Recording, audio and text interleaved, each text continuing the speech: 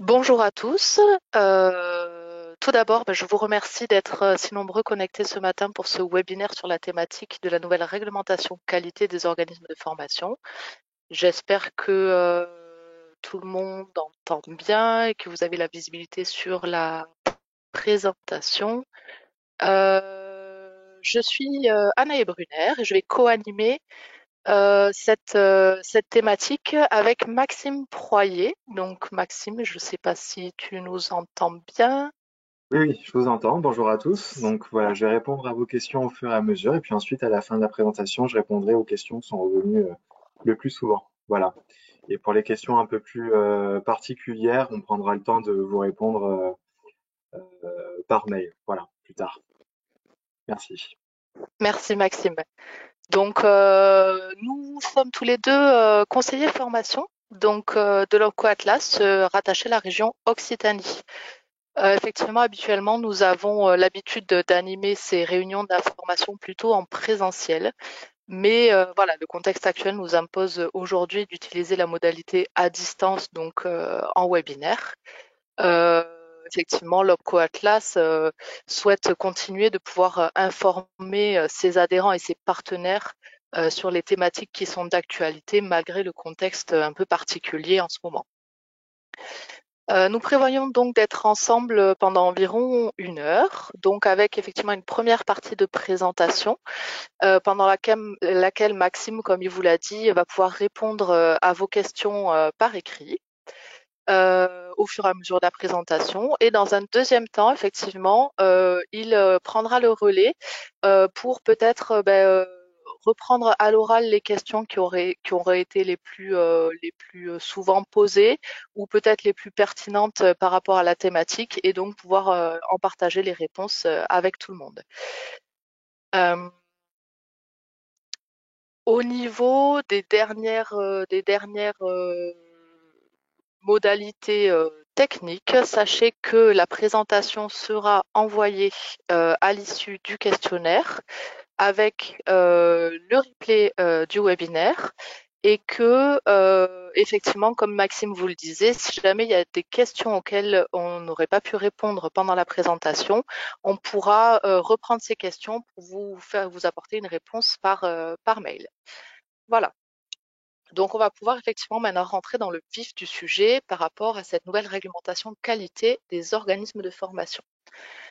Vous le savez, la loi pour la liberté de choisir son avenir professionnel du 5 septembre 2018 impacte la formation professionnelle à différents niveaux et notamment en ce qui concerne la qualité, les impératifs qualité imposés aux organismes de formation.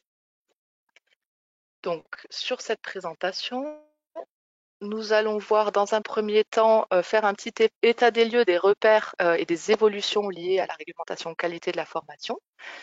Nous allons ensuite décliner les différents critères évalués. Donc, point de vigilance par rapport à ça. Effectivement, l'idée, c'est pas de rentrer dans le détail de chaque indicateur, hein. Là, c'est vraiment de vous présenter les critères de manière assez générale. On parlera ensuite des modalités de l'audit de certification avec la démarche à mettre en œuvre et enfin des organismes certificateurs. La loi du 5 septembre 2018 vient réformer en profondeur le système actuel euh, et ce pour répondre effectivement à différents enjeux. Donc, il va falloir effectivement s'adapter à la profonde transformation des métiers, que ce soit côté entreprise ou côté actif. Il va falloir poursuivre la dynamique de transformation du marché du travail, mais aussi prendre en compte les évolutions des modalités d'apprentissage, donc que ce soit lié aux nouvelles technologies, aux nouveaux besoins, etc., tout en garantissant la qualité de l'offre de formation. Et c'est sur ce dernier enjeu que la nouvelle réglementation qualité va agir. Vous le savez, aujourd'hui, la qualité de la formation est basée sur les exigences de la loi de 2014, qui demande aux financeurs d'être garants de la qualité des formations qu'ils financent. Euh, donc, effectivement, chaque financeur avait la possibilité de déterminer son propre référentiel qualité, ce qui faisait effectivement potentiellement autant de référentiels qualité que de financeurs. Une grande majorité des financeurs ont décidé de se regrouper pour justement une question d'harmonisation et de former ce que vous connaissez bien évidemment aujourd'hui, le Datadoc. Le Datadoc, il faut savoir aujourd'hui qu'il est suivi par tous, puisque même par exemple Pôle emploi, qui n'était pas à l'initiative du Datadoc à l'origine, euh, se base sur ce référentiel-là aujourd'hui. Donc le Datadoc est un référentiel qui est uniquement documentaire, déclaratif et gratuit, et qui se base sur 6 critères que vous connaissez certainement. Donc l'identification des objectifs de la formation et l'adaptation au public formé, l'adaptation des dispositifs d'accueil, de suivi pédagogique et des évaluations, l'adéquation des moyens pédagogiques, techniques et d'encadrement à l'offre de formation, la qualification et la formation continue des formateurs, les conditions d'information du public sur l'offre, les délais d'accès et les résultats, et enfin la prise en compte des appréciations rendues par les stagiaires. Pour pouvoir valider le référentiel qualité Datadoc, il y avait effectivement donc 2 moyens, il y a toujours 2 moyens. C'est le fait de compléter le dossier Datadoc en ligne directement ou le fait de détenir un label ou une certification listée par le CNEFOP. Donc, la loi du 5 septembre 2018 vient imposer de nouvelles règles relatives à la qualité de la formation.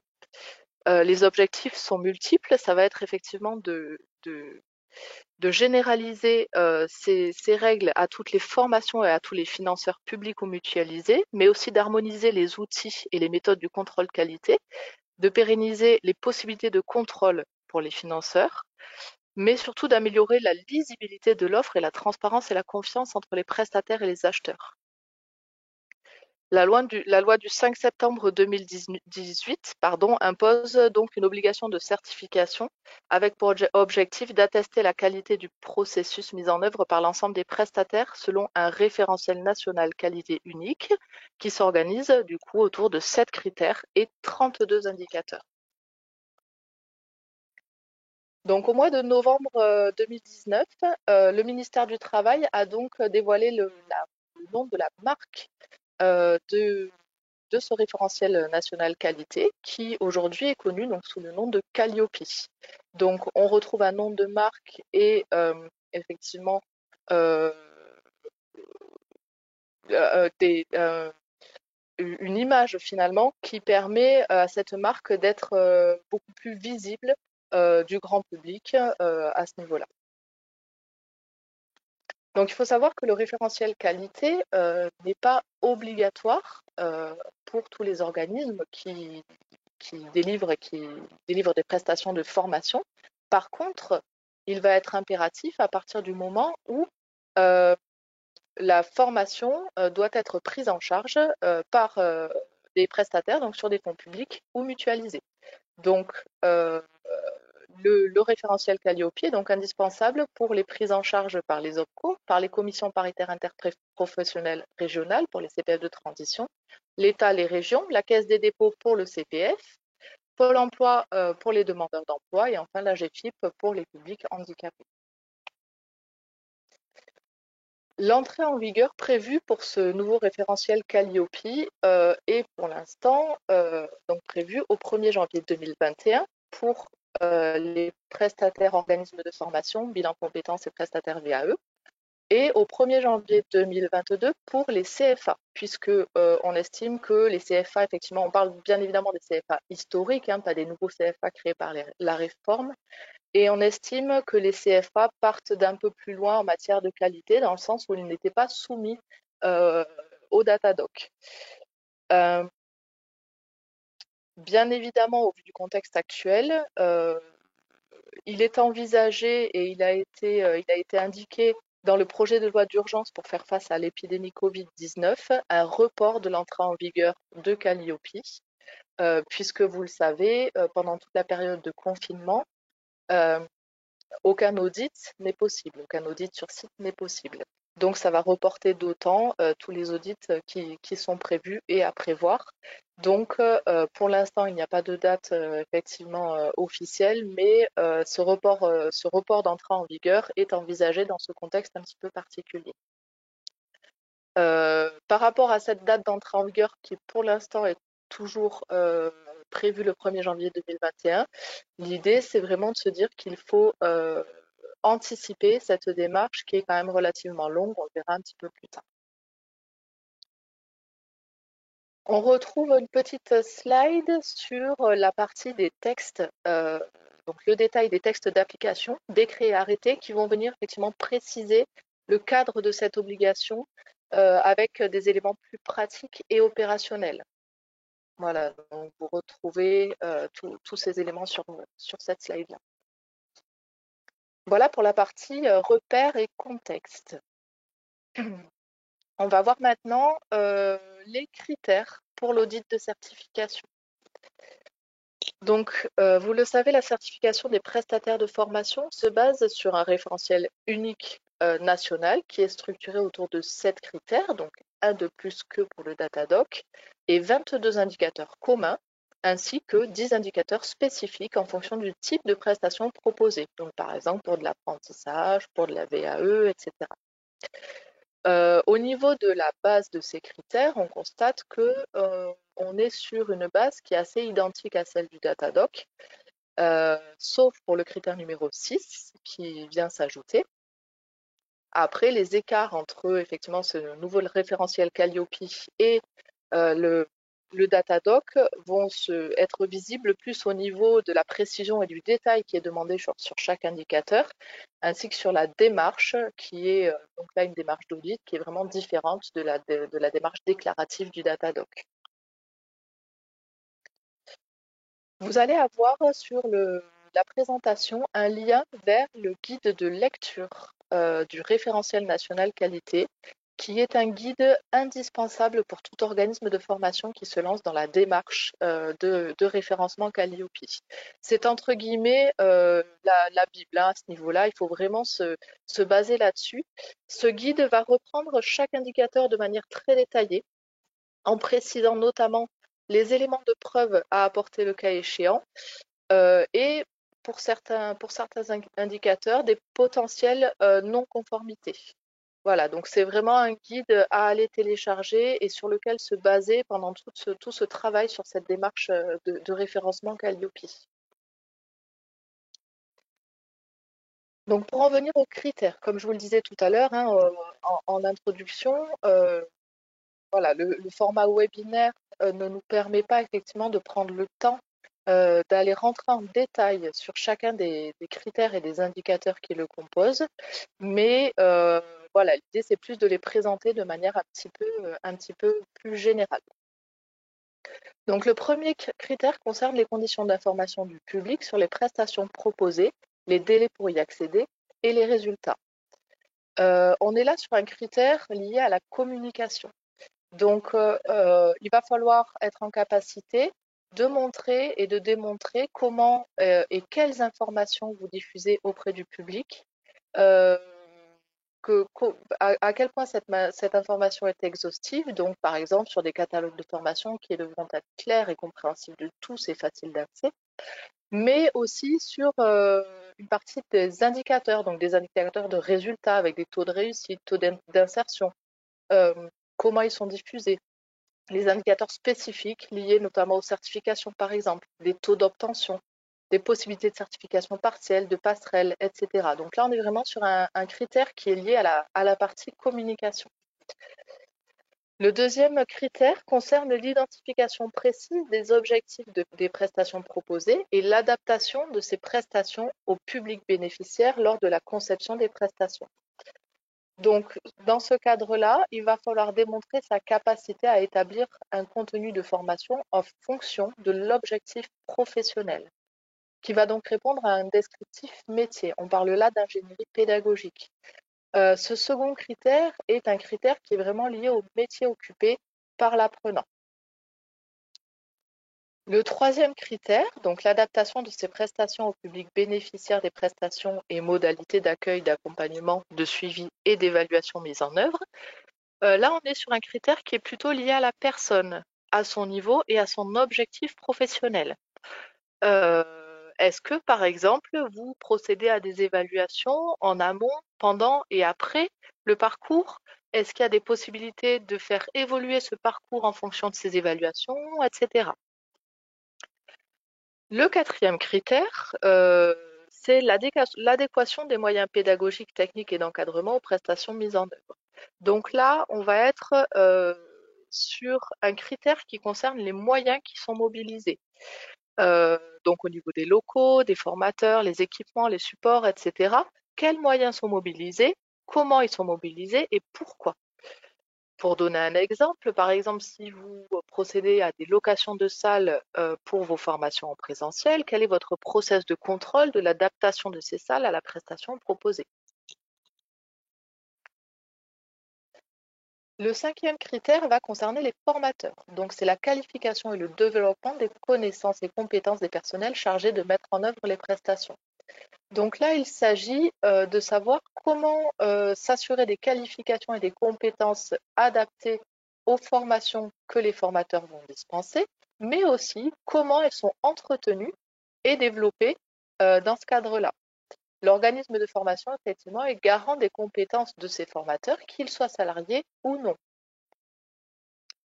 On retrouve ensuite le sixième critère, qui est le critère qui diffère du Datadoc et qui n'était pas recensé dans le Datadoc, qui est l'inscription et l'investissement du prestataire dans son environnement professionnel. Donc là, on va vous demander finalement quelle veille vous faites au niveau légal et réglementaire sur le champ de la formation professionnelle, mais aussi par rapport à l'environnement lié, à l'environnement métier des formations que vous proposez. Euh, En gros, c'est de savoir quel process est mis en œuvre pour être, entre guillemets, toujours à la page. Enfin, le septième critère, donc le recueil et la prise en compte des appréciations et des réclamations formulées par les parties prenantes aux prestations délivrées. Sur ce septième critère, on va vous demander quelles sont les évaluations mises en place, comment vous les mettez en place et comment sont analysés les résultats. Quels plans d'action sont mis en place suite à l'analyse de ces résultats. Il faudra aussi démontrer quelle est votre procédure de traitement des réclamations, notamment. Voilà au niveau des sept critères qui composent ce référencement Calliope. Pour dire un petit mot sur les éléments de preuve, il s'agit de démontrer par des éléments matériels qui doivent être produits impérativement le jour de l'audit. Vous n'aurez pas la possibilité de produire des éléments de preuve a posteriori. Donc, dans le cas effectivement de manquement au niveau des éléments de preuve, vous risquez une non-conformité sur un critère.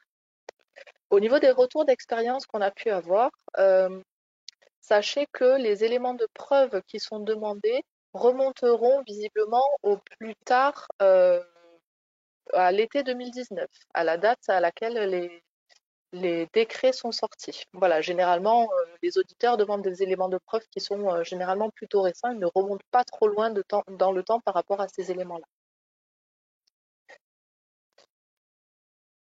Voilà, on va parler maintenant un petit peu des modalités d'audit. Donc effectivement, qui dit audit dit démonstration de ce qui est fait. Donc par rapport au déroulement de l'audit va se dérouler en 3 phases. Euh, C'est un audit qui va délivrer une certification qui sera valable de 3 ans à partir de la date d'obtention du certificat. Donc la première phase, c'est l'audit initial qui peut avoir une durée variable, on en reparlera un petit peu plus tard. On a ensuite l'audit de surveillance à mi-parcours, donc entre le 14e et le 22e mois et qui potentiellement peut être fait à distance.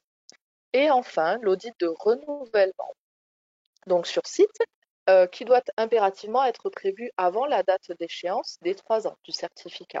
Dans le cadre de l'audit de renouvellement, on va repartir du coup à zéro au niveau de la démarche d'audit.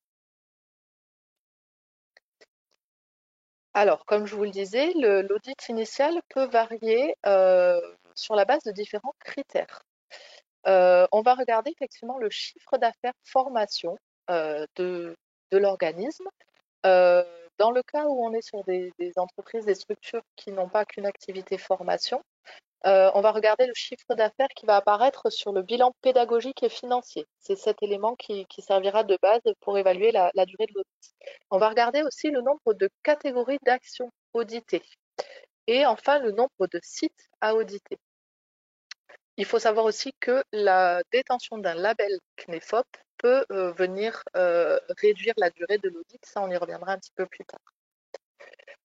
Au niveau de la journée même d'audit, elle se déroule avec un cadre. Effectivement, on a pour commencer une réunion d'ouverture avec les présentations et la validation du plan d'audit qui aura été transmis au préalable par l'organisme certificateur et la détermination donc de l'échantillonnage. On a ensuite la phase d'audit avec l'obligation de mise à disposition des éléments de preuve dont je vous parlais tout à l'heure.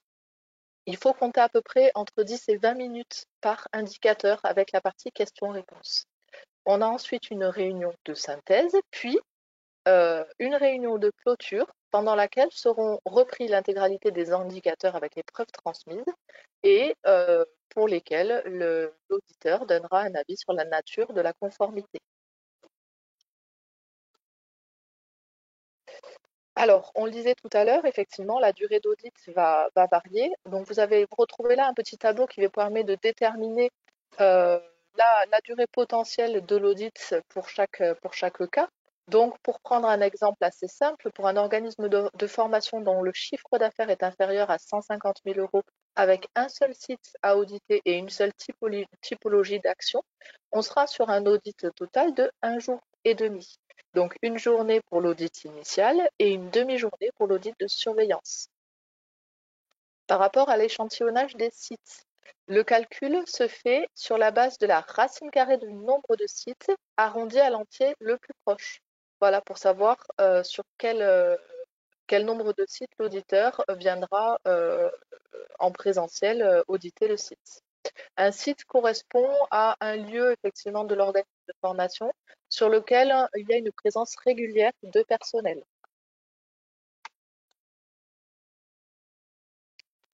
Donc je le disais effectivement, les organismes qui possèdent une certification ou un label inscrit sur la liste du CNEFOP, que vous pourrez retrouver sur le lien de la présentation, peut voir sa durée d'audit initiale réduite, puisque il va devoir répondre à un nombre d'indicateurs restreint. Vous retrouverez ces indicateurs-là sur la dernière page du guide de lecture. Tous les indicateurs, dans le cas des organismes de formation qui disposent d'une certification ou d'un label CNEFOP. Ce qu'il faut savoir, c'est que l'allègement est applicable qu'à l'audit initial et pas à l'audit de surveillance qui, lui, sera réalisé sur l'intégralité des indicateurs. Alors, qui dit audit dit bien évidemment possibilité de non-conformité. Il y a deux catégories de non-conformité. Donc la non-conformité mineure, qui va être la prise en compte partielle d'un indicateur ne remettant pas en cause la qualité de la prestation délivrée, donc sans remise en cause de la validation de la certification. Et la non-conformité majeure, qui elle effectivement remet en cause la validation de la certification et qui est la non-prise en compte d'un indicateur ou la prise en compte partielle qui remet en cause du coup la qualité de la prestation délivrée. Il faut savoir que 5 non-conformités mineures sont égales à une non-conformité majeure et devront donc être traitées comme une non-conformité majeure.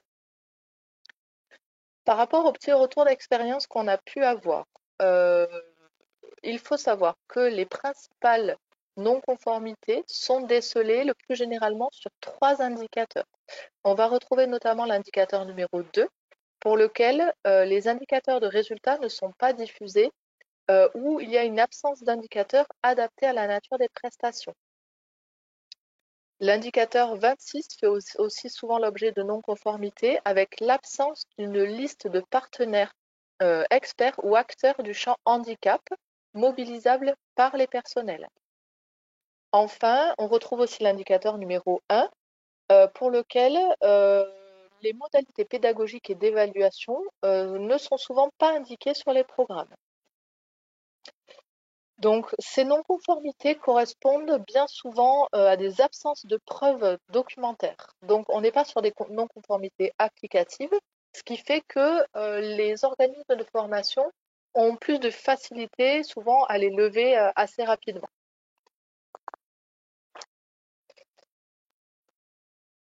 Alors, dans le cas de non-conformité relevée, l'auditeur, l'organisme certificateur le signifie par courrier donc à l'organisme de formation sous 15 jours à compter de la date d'audit. Dans le cadre d'une non-conformité mineure, l'organisme de formation doit établir un plan d'action par rapport à cette non-conformité qu'il doit transmettre à l'organisme certificateur sous 1 mois. Ce plan d'action devra être mis en œuvre sous 6 mois et sera donc vérifié lors de l'audit de surveillance. Dans le cas d'une non-conformité majeure, le plan d'action doit être transmis et mis en place sous 2 mois. La non-conformité majeure, comme je le disais, remet en cause bien évidemment la validation du certificat et peut faire l'objet d'un audit complémentaire pour la lever.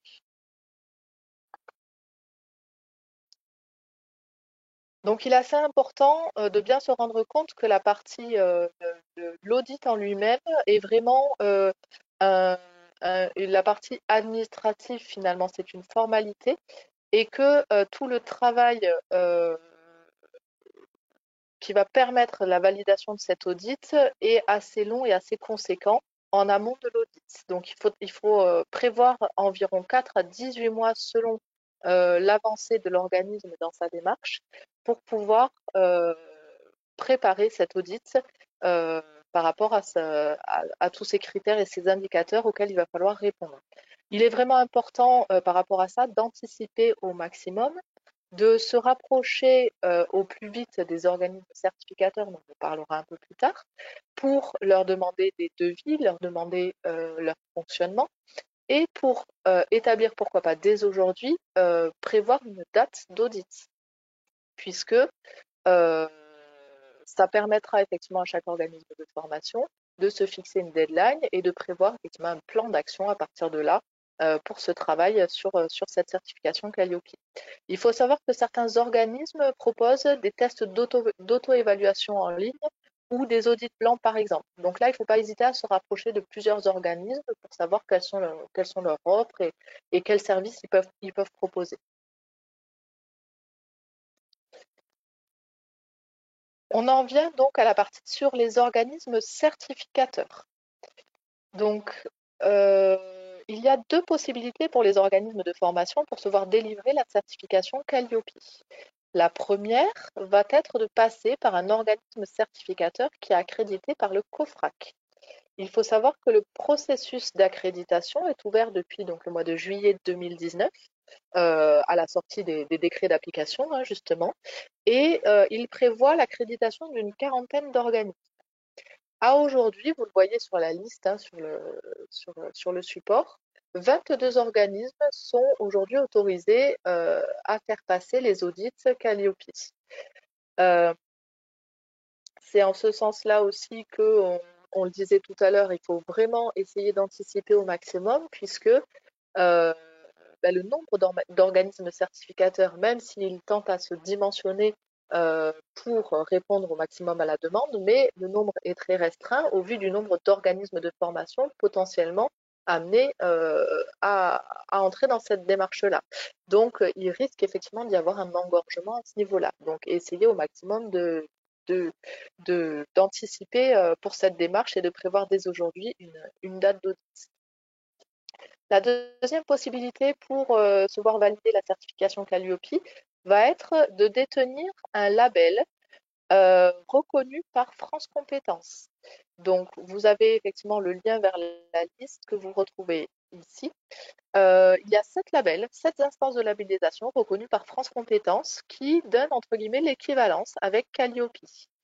Il faut bien savoir que à aujourd'hui, la validation du label en question, enfin, d'un des labels en question, la démarche de labellisation est aujourd'hui aussi conséquente en termes de temps, d'investissement et de coût que la démarche Calliope. Donc, il faut bien se poser la question de savoir par rapport à ce label, est-ce qu'il peut apporter une plus-value à l'organisme de formation ou pas, auquel cas il faudra peut-être passer directement par un organisme de certification. Voilà pour les organismes. On nous a ajouté une petite infographie faite par Centre Info. Alors, elle est sortie à l'automne dernier, donc voilà, elle commence à être un petit peu un petit peu vieille, entre guillemets, maintenant. C'est vrai que les choses évoluent quand même assez vite, mais on y retrouve quand même des éléments assez intéressants. Donc, n'hésitez pas à y jeter un coup d'œil. Voilà, je vous remercie du coup pour votre attention et je vais maintenant laisser la main à Maxime qui a pu peut-être répondre un peu à vos questions au fur et à mesure et qui va pouvoir peut-être reprendre les questions principales ou les questions les plus pertinentes pour en apporter les réponses à tout le monde. Oui, Ouais. effectivement, j'ai reçu pas mal de questions. Parmi les questions qui viennent assez souvent, on a des demandes de précision sur certains indicateurs, sur des modalités d'évaluation. Alors effectivement, le format, il nous permet pas de tout présenter dans les détails. Euh, pour certaines questions, je pense qu'il faudrait voir directement avec des organismes certificateurs qui auront la possibilité de répondre à certaines de vos questions en amont de l'audit, bien sûr. S'agissant du report de la certification Calliope pour les organismes de formation autres que CFA, on n'a pas encore eu de confirmation en ce moment, enfin à cette heure. Après, donc aussi, il y a eu pas mal de questions sur les modalités d'évaluation selon votre offre de formation. Et bien sûr, les organismes certificateurs, ils devront s'adapter à votre offre de formation, à votre organisme, aussi bien en nombre de jours d'audit que sur les points particuliers à aborder sur lesquels insister. Concernant les critères qui sont spécifiques au CFA et à la VAE, donc on a un détail qui est fait sur le guide du ministère du Travail et qui permet de voir plus en détail ce qui s'applique au CFA et à la VAE, et donc ce qui ne vous concerne pas si votre offre ne comporte pas ces éléments-là. Maintenant, on va passer aux questions que je reçois au fur et à mesure. Euh,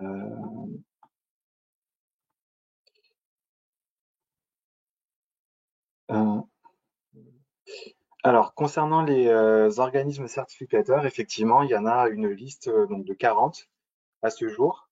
Ils sont tous accrédités. Il risque d'y avoir au fur et à mesure d'autres organismes qui viendraient se rajouter, tout simplement parce qu'ils avaient une certification qui se rapprochait ou qui était plus évoluée, plus poussée que le Calliope. Donc ces organismes-là pourront aussi de fait devenir certificateurs. Mais a priori, là aujourd'hui, tous les certificateurs sont déjà bien référencés. Alors, la modalité d'audit, donc ce qui diffère vraiment du Datadoc, c'est vraiment qu'elle doit se faire sur site obligatoirement. Pour les audits intermédiaires, ceux-là, ils pourraient se dérouler éventuellement à distance, mais tous les audits, soit de renouvellement, soit le premier audit, eux, ils se font obligatoirement sur site.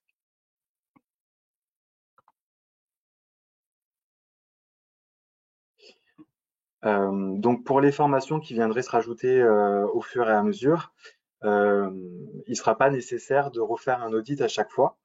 L'objectif aussi de ces audits intermédiaires, c'est de voir qu'est-ce qui a évolué dans votre offre de formation et comment vous avez su vous adapter et adapter tout ce que vous avez à tenir compte, à rendre compte dans le Calliope. C'est vraiment l'objectif de ces audits intermédiaires.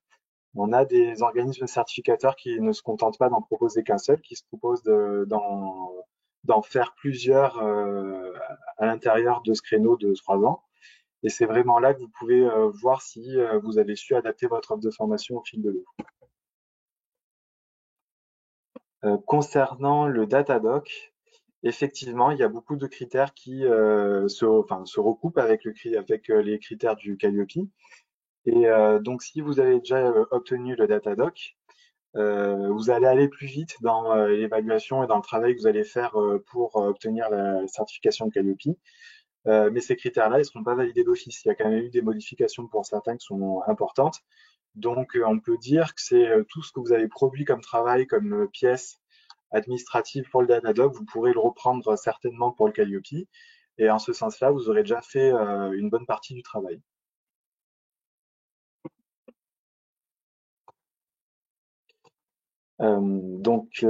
Parmi les questions, il y a des questions auxquelles je ne sais pas vous répondre, notamment pour les organismes qui auraient des cas très particuliers où toute l'activité se fait à distance ou bien alors uniquement en intra.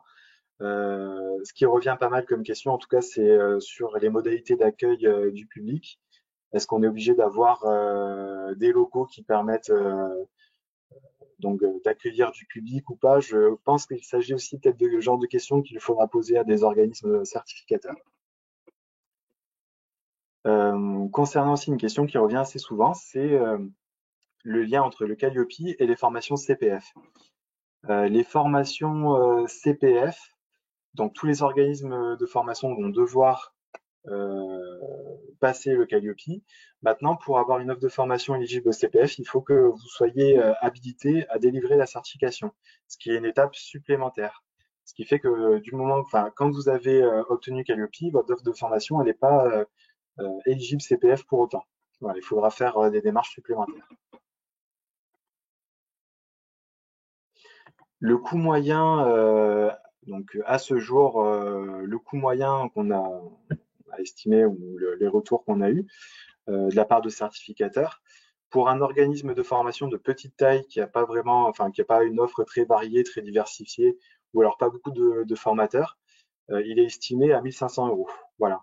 C'est quelque chose qui peut peut-être rassurer la plupart d'entre vous qui n'êtes pas forcément en premier lieu organisme de formation, mais qui avaient développé cette activité voilà, de façon supplémentaire par rapport à votre activité de base. Donc 1500 euros, c'est une dépense que vous allez amortir sur 3 ans. Donc voilà, ça peut peut-être vous aider à vous positionner par rapport à l'obtention de ce Calliope.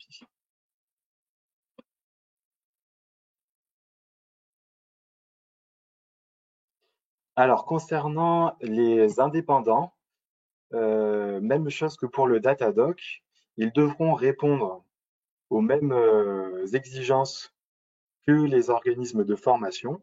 Ils pourront toujours être sous-traitants et ils n'auront pas besoin d'être certifiés Calliope par eux-mêmes. En revanche, voilà, les organismes qui porteront pour eux le Calliope, ils vont exiger d'eux qu'ils répondent à toutes les exigences de Calliope.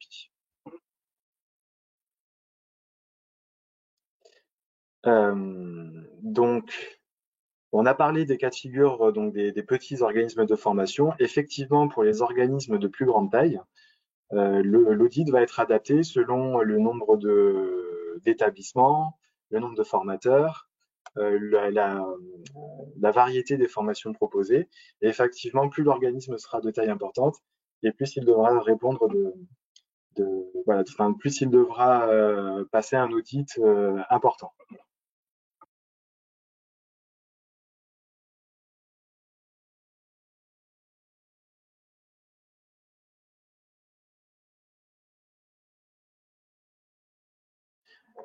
Alors, on nous demande, Anaïs, de revenir éventuellement sur les cas de non-conformité et les premiers retours d'expérience.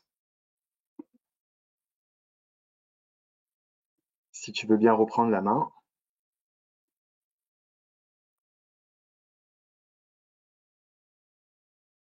Bon, tant pis, on passe à la question suivante.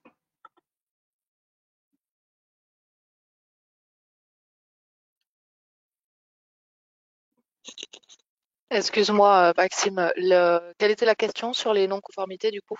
Parce que j'ai pas la visibilité sur les questions.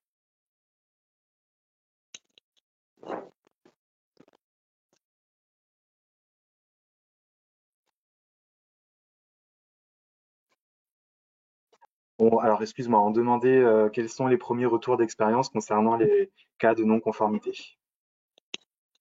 Alors, c'est ce que je disais tout à l'heure, effectivement, hein, sur les non-conformités, on a eu des retours d'expérience sur des organismes de formation, alors qui pour certains avaient déjà d'autres certifications par ailleurs et qui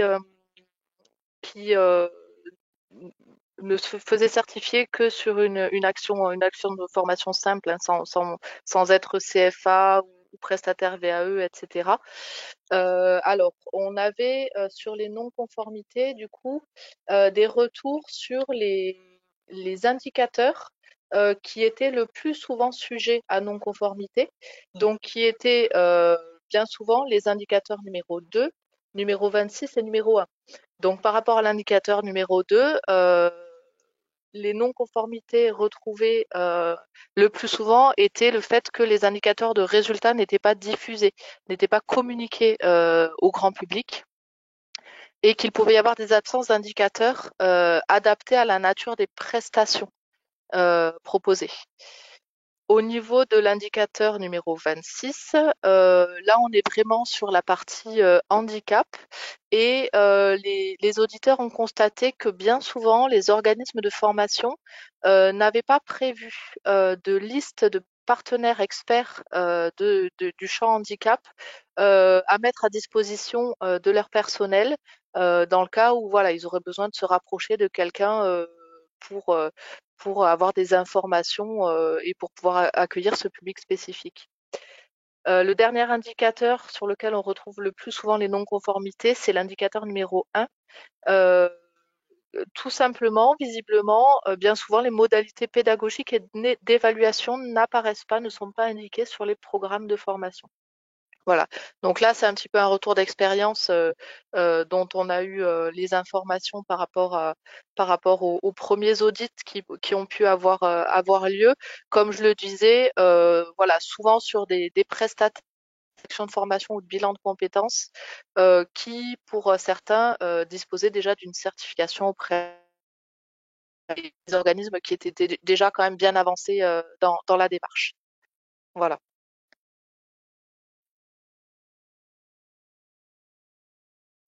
Ok, donc du Je coup, te je laisse, reprends aussi Maxime. un point oui, qui revient assez souvent, c'est concernant le Datadoc. Donc Datadoc, il va rester en vigueur jusqu'à la fin de l'année là, 2020, et ensuite il sera obsolète. Ce sera Calliope qui va prendre la suite à partir de 2021.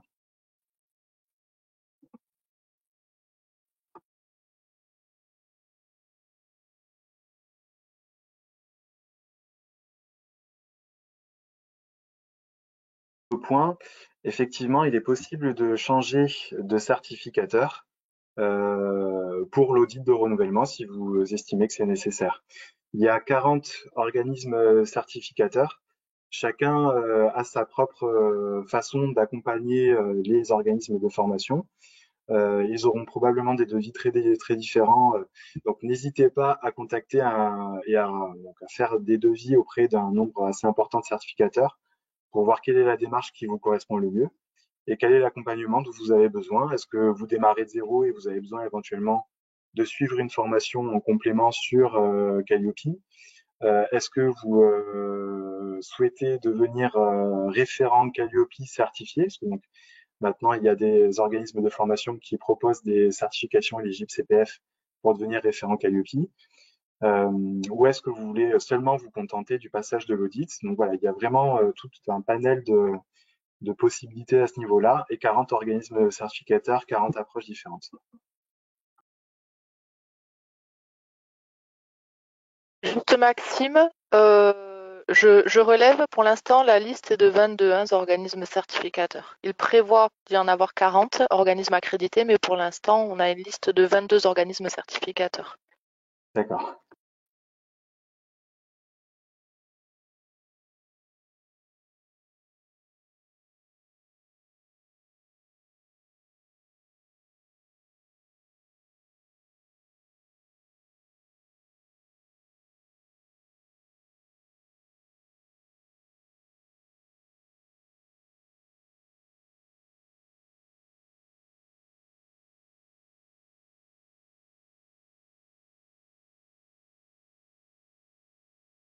Question concernant le handicap. Effectivement, donc chaque organisme de formation devra avoir un référent.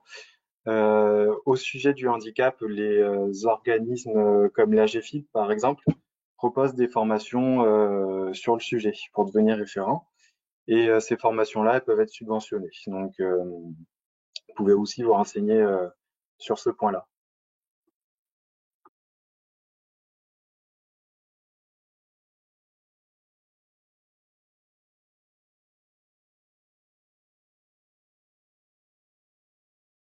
Alors, Datadoc n'est pas une étape obligatoire pour avoir Calliope. Euh, le travail enfin, qui sera fait pour obtenir la certification Datadoc, on peut par contre en reprendre une partie pour obtenir Calliope. C'est pas vraiment deux certifications totalement étrangères. Datadoc a servi de base quand même de réflexion pour la création de Calliope. Et donc il y a pas mal de critères qui vont évaluer les mêmes pièces, par exemple. Donc tous les documents que vous avez produits pour le Datadoc, vous pourrez vous en servir de base pour ensuite passer l'audit Calliope. Donc c'est pas forcément inutile là de se positionner sur Datadog pour l'année 2020, en sachant que ce travail-là, vous pourrez ensuite en bénéficier, enfin en profiter pour le mettre aussi à contribution pour l'audit Calliope.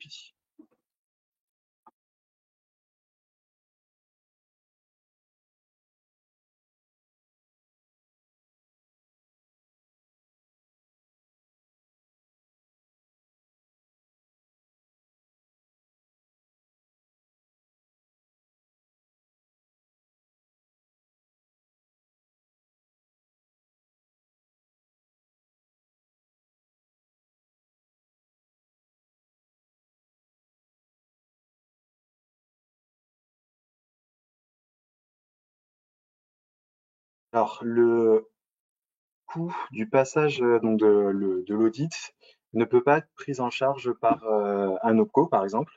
Ce qu'un OPCO peut prendre en charge, c'est des formations en lien avec le passage ou l'obtention de Calliope, de même que on peut trouver des formations certifiantes sur Calliope qui pourront être financées dans le cadre du CPF. Ces formations-là, généralement, elles sont pas délivrées par les certificateurs eux-mêmes, mais par des organismes indépendants.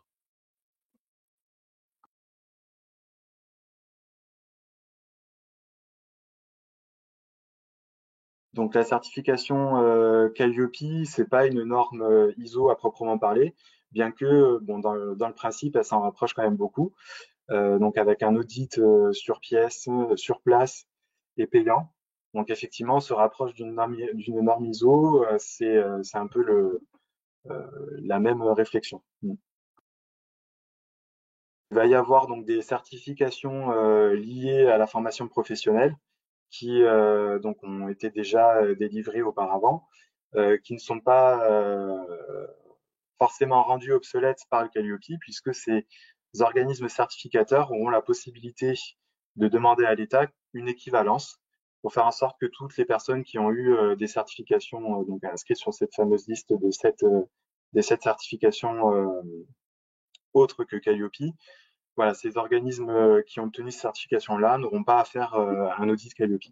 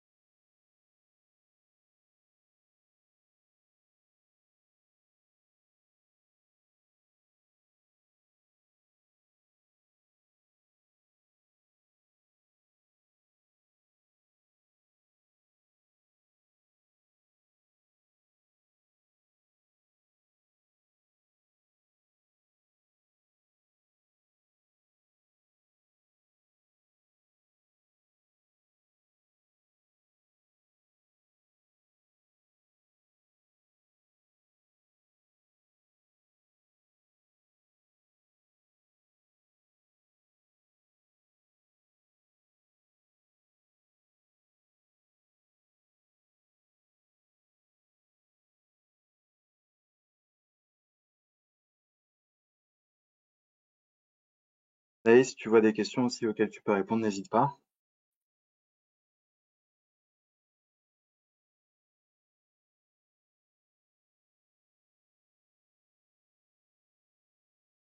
Alors, j'ai vu passer une question notamment sur le financement des OPCO sur le plan de développement des compétences.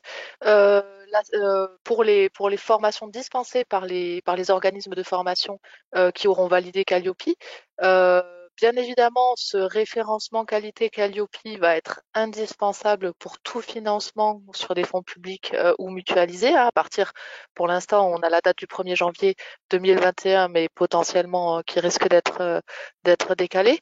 Par contre, le fait d'être référencé Calliope ne, ne veut pas dire que les formations seront systématiquement financées par les OPCO sur le budget plan de développement des compétences. Il faut effectivement regarder quelles sont les modalités de financement de chaque OPCO et les règles d'éligibilité des formations. Mais par contre, il faut bien prendre en compte le fait que le référencement Calliope, le référencement aujourd'hui Datadoc d'ailleurs, sont indispensables pour les financements.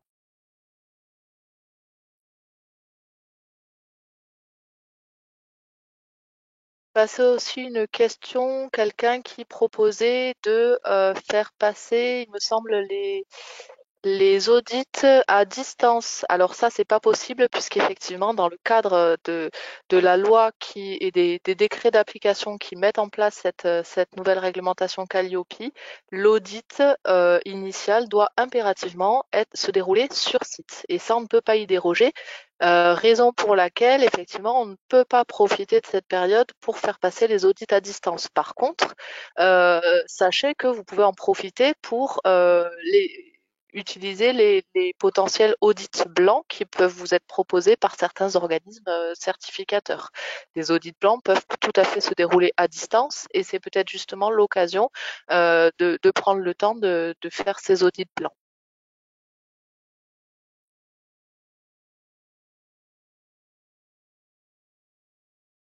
Du coup, on va refaire un point sur les certifications inscrites au RNCP et le CPF.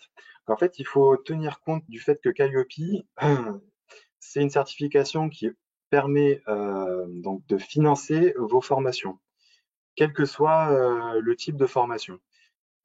C'est une question à part en fait, qu'il faut dissocier soit des formations RNCP ou des formations éligibles CPF, puisque de la même manière, le Datadoc, ça s'adressait à tout type de formation.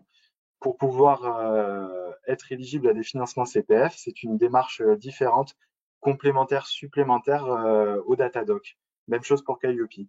C'est-à-dire que un organisme de formation, s'il veut obtenir des financements CPF, il faut que sa formation réponde au référentiel de la certification en question, du coup qu'il soit habilité à délivrer cette certification, soit parce en a fait la demande à l'organisme qui a créé cette certification, soit parce que c'est lui-même qui a créé sa certification et l'a inscrite au RNCP.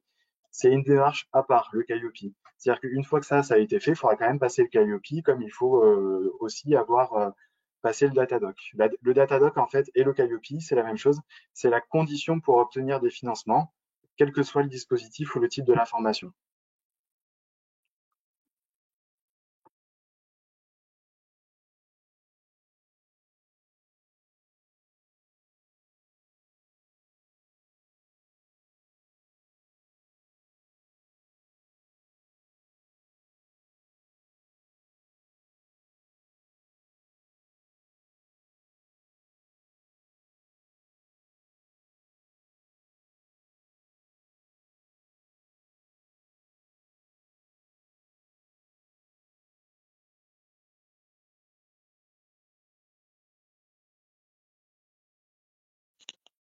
Alors j'ai vu passer une question, je la retrouve plus, mais je l'avais en tête sur un organisme de formation qui était donc effectivement qui avait validé le Datadoc et qui dans la démarche Calliope avait une non-conformité mineure. Donc ce que je disais tout à l'heure effectivement, c'est que la non-conformité mineure ne remet pas en cause l'obtention du certificat, mais elle doit faire l'objet de la mise en place d'un plan d'action qui est vérifié et qui devra être levé lors de l'audit de surveillance.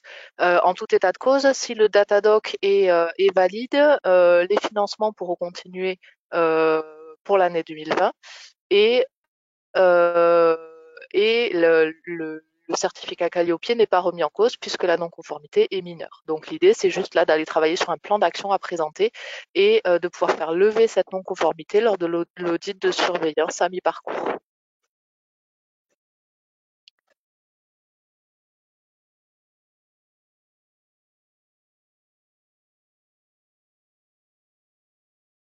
Alors, concernant l'éventuel report de l'obtention de Calliope, donc envisagé, alors pour l'instant, on n'a pas eu de confirmation sur ce report, et pour l'instant, on n'est pas sûr non plus que ce soit 2022.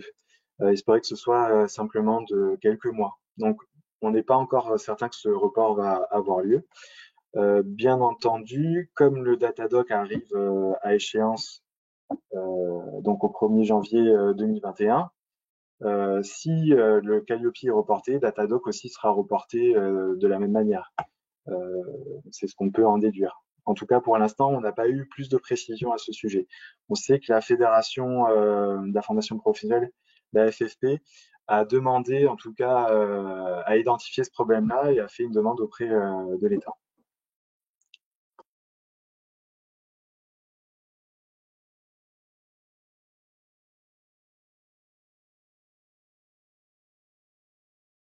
Par rapport à la question qui est posée, à quel moment faut-il avoir recours à l'audit initial? Il faut bien prendre en compte que à aujourd'hui, effectivement, l'entrée en vigueur de Calliope est prévue au 1er janvier 2021. Il faut envisager que lors de l'audit initial, des non-conformités soient décelées. Ce qui fait qu'il faut quand même prévoir par rapport à cette date du 1er janvier 2021 un temps pour lever les éventuelles non-conformités. Donc moi, j'aurais tendance effectivement à dire prévoyez l'audit initial plutôt à l'automne 2020 de manière à avoir le temps, si effectivement des non-conformités sont décelées, de pouvoir les lever et d'être effectivement certifié à la date du 1er janvier 2021.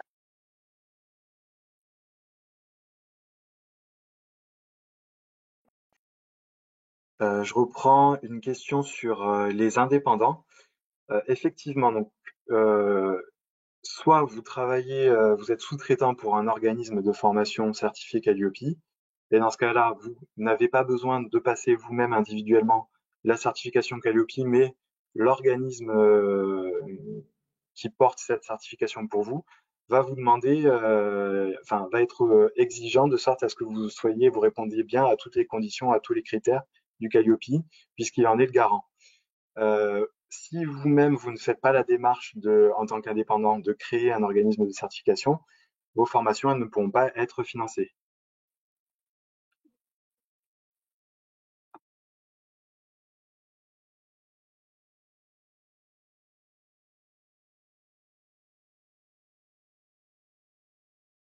Concernant l'accompagnement des organismes certificateurs, généralement, c'est inclus dans une offre de service.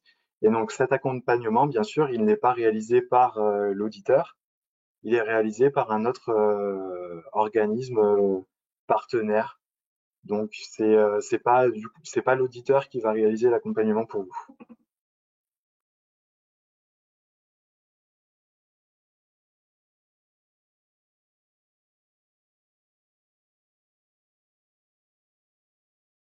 Concernant les dates d'audit, alors, les audits peuvent démarrer dès maintenant. Ils pouvaient déjà démarrer en 2019.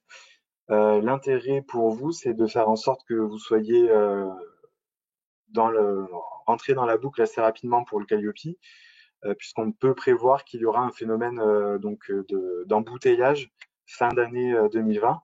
Et plus tôt vous commencez, plus sûr vous serez d'avoir cette certification Calliope au démarrage de l'année 2021.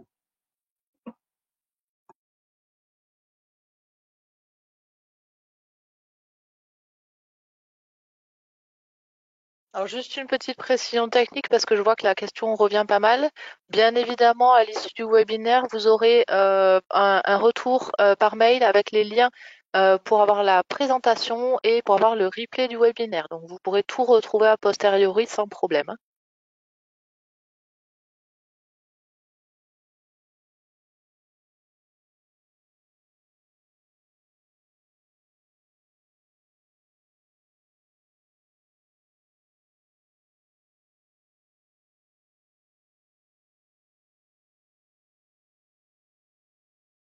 On retrouve aussi pas mal de questions relatives aux organismes certificateurs.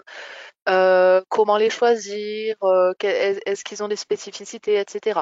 Donc là, à ce niveau-là, l'idée c'est vraiment d'aller en contacter plusieurs pour leur demander, ben, bon déjà dans un premier temps un devis, mais aussi voilà leur demander quelles sont leurs manières de travailler, justement est-ce qu'ils ont des spécialités, etc. Qu'est-ce qu'ils peuvent vous proposer comme service, comme accompagnement sur de l'audit blanc, des choses comme ça. C'est vraiment de voir effectivement directement avec les organismes, avec plusieurs plusieurs organismes, quelles sont leurs manières de travailler, pour voir finalement qu'est-ce qui vous correspond le mieux. Là, on est vraiment sur un choix qui va être propre à chaque organisme de formation par rapport à son ressenti avec l'organisme certificateur.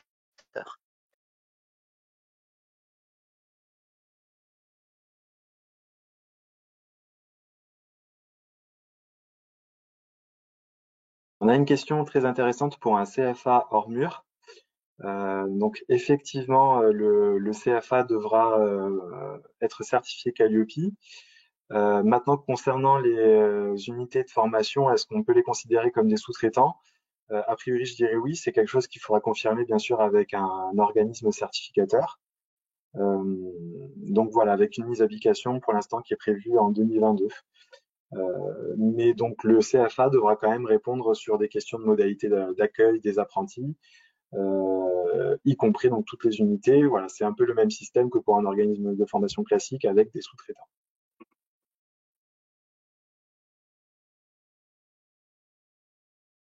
On retrouve encore aussi des questions concernant les non-conformités.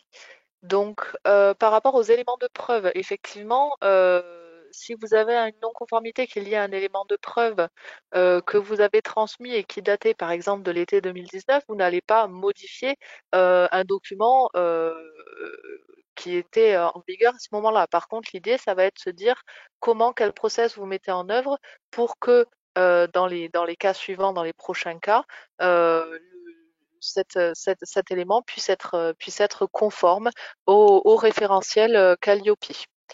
Après, concernant la mise en place du plan d'action par rapport à une non-conformité majeure, et effectivement, je vous confirme qu'il peut y avoir un audit sur site euh, pour la levée de cette non-conformité, un nouvel audit sur site qui sera un audit complémentaire et qui pourra effectivement faire l'objet d'un coût supplémentaire aussi.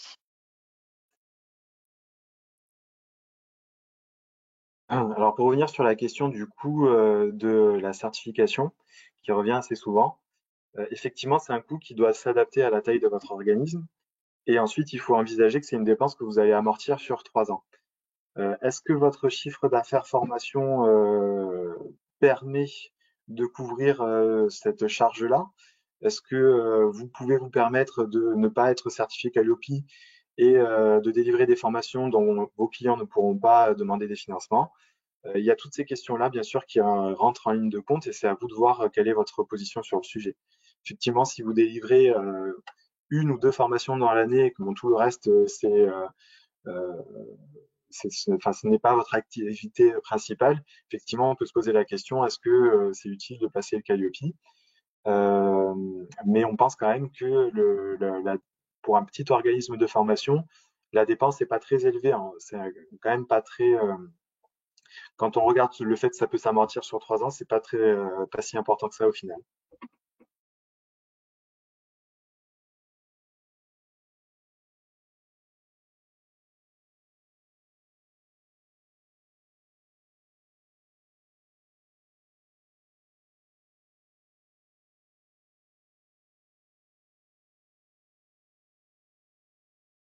Je reviens aussi sur les questions relatives aux organismes qui soit organisent des formations en intra ou qui font appel à de la sous-traitance. Bien évidemment, quand vous organisez par exemple des sessions de formation en intra-entreprise, on ne va pas vous demander quels sont vos locaux, etc. si vous n'en avez pas. Par contre, l'idée, ça va être de démontrer quel process vous mettez en œuvre pour vérifier, par exemple, que les locaux qui seront mis à disposition par l'entreprise sont bien adaptés à la formation que vous allez dispenser, etc. Et de même pour les prestataires auxquels vous pouvez faire appel, il va falloir que vous puissiez démontrer que vous êtes en capacité de vérifier les compétences de ces prestataires, etc. Donc là, c'est vraiment, ça va pas être de montrer que vous faites, mais quel process vous mettez en œuvre pour vérifier et pour faire en sorte que tout soit conforme au référentiel.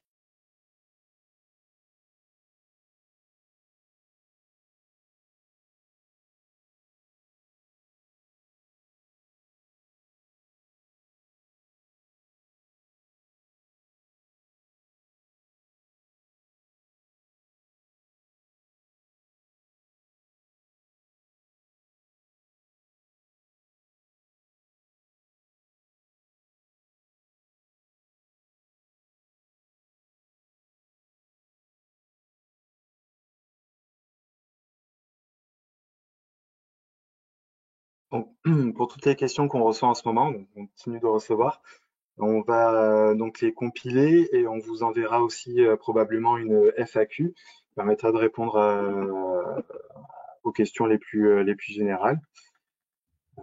Voilà. Et donc aussi, vous aurez la possibilité de revoir le webinaire en replay.